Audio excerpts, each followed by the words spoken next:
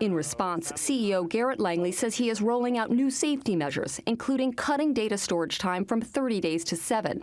And in January, Flock will require all of its roughly 6,000 law enforcement agency clients to opt in to what's called audit assistance, which flags any potential police misuse. Some of you have seen the new Flock safety measures, and I just wanted to go over them. And in the video that I just played, this is a TikTok from CBS News, and at the time of me recording this has 4 million views. There are some things that really need to be said because I feel it's misleading. So what we're going to do is we're going to look at the official blog post from Flock, and we're going to go over everything because it is not how CBS presented it in that TikTok. So here's the blog post right here. Flock updates privacy, accountability, security, and transparency safeguards. In the first section, when we started Flock 9 years ago, we set the default ALPR retention period to 30 days. Unless state or local policy decided on a shorter or longer period, we believe this struck a careful balance between safety and privacy. Today, we are updating our recommendation and default to a 7-day retention. Existing customers will keep their current democratically approved retention periods. This is like the #1 thing that's being pushed out about their new privacy policies. But even right here, Flock is recommending existing customers will keep their current retention periods. This is not a definitive, hey, everyone's going to have a 7-day retention period. This is not what that is. And if anything, it's kind of an advertisement for their evidence mode thing. It's like, oh, well, if you choose the 7-day retention period, then you're going to receive this because your city doesn't have to take the 7-day retention period. It can just stay at 30. And then they also talk about evidence mode. Our analysis shows that over 90% of searches without a full plate are done within a week.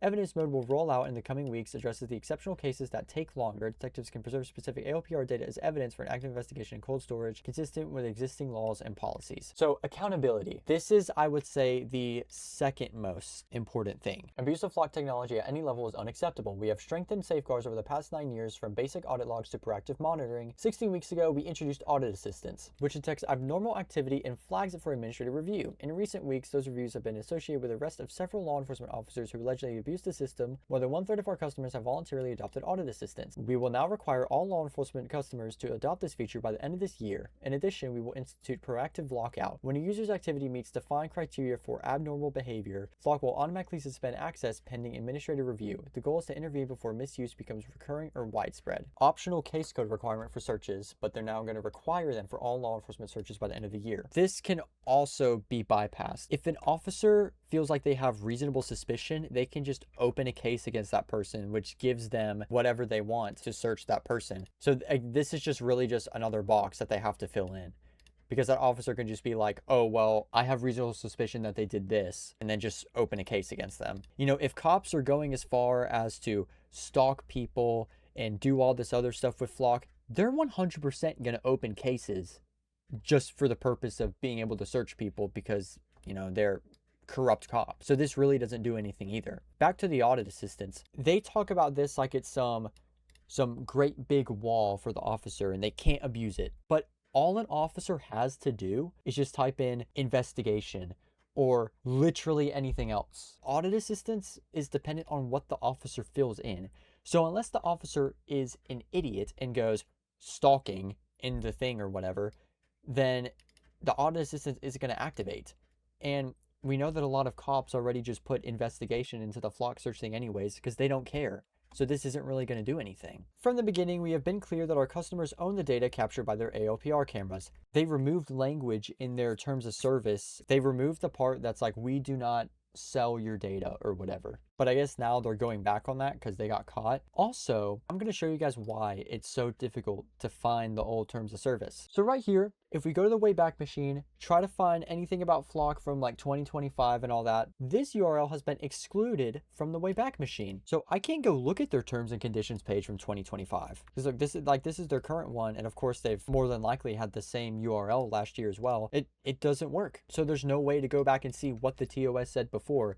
Someone probably has a copy of it, but I haven't been able to find it. So right here, Flock is committed to the strongest security program in the industry. This year we retained Bishop Fox, a leading independent security firm, to conduct a thorough review of our products and capabilities. We will publish a summary of findings and our remediations in September. Now, this is going to be very bad for them. There's 100% going to be some cover-ups in this. And I need to do some research on Bishop Fox in general, because I need to figure out if Bishop Fox has an incentive to lie about their findings, because it's common knowledge if you just do a Google search that these Flock cameras run on Android 8. If any of you don't really know what that means, let's say you have an iPhone. Android 8 is the 8th version of Android. Android 8 hasn't received any updates since 2017. So it is very outdated. So there are a plethora of vulnerabilities. So data accuracy. A recent story described a wrongful traffic stop involving an auto journalist.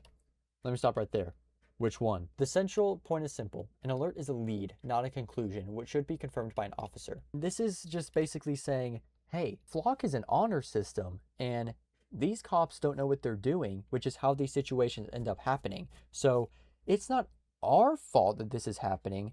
It's the police officer's fault. And then right here, transparency. So some communities have a transparency portal, and some communities don't. My town does not have a transparency portal. I'm surprised they don't at this point. But anyways, now I just wanted to talk about what this says in the picture right here. What's not detected? Facial recognition, people, gender, like that's just not true. If you're using Flock freeform search, and for example, you have a Condor camera, they can just search up male wearing black t-shirt or male with skull tattoos or whatever, and it'll show up people that match that criteria. So this just isn't true either. And also, Flock has a patent for facial recognition technology. So right here, I pulled up the patent. All you have to search is Flock facial recognition patent. And right here, inventor Garrett Langley, current assignee, Flock Group. I just typed in face recog and didn't even finish the word. Now, with face recognition data points, the investigators may be able to query the DSOQ system for any footage captured by whatever. But this clearly says, with the face recognition data points, they can do that. It is very important to note that this is not in effect. They are not currently using what is mentioned in this patent. But we've seen with the Flock Ravens where it went from just detecting gunshots to, oh, now actually it listens to every single thing you're saying and it detects any threat of violence. So this is definitely going to be some scope creep. There have also been a bunch of news stations talking about have I been flocked, which made me realize that a lot of people don't know that these sites exist. So I'm going to be making my own website, and it's not finished, so that's why it's blurred right here. And it's going to contain video essays, articles, other websites, email templates, petitions. It's going to include all of that. If you enjoyed, please consider subscribing and liking, as it helps me be able to make these videos. And I hope you have a good day or night wherever you live, and bye-bye.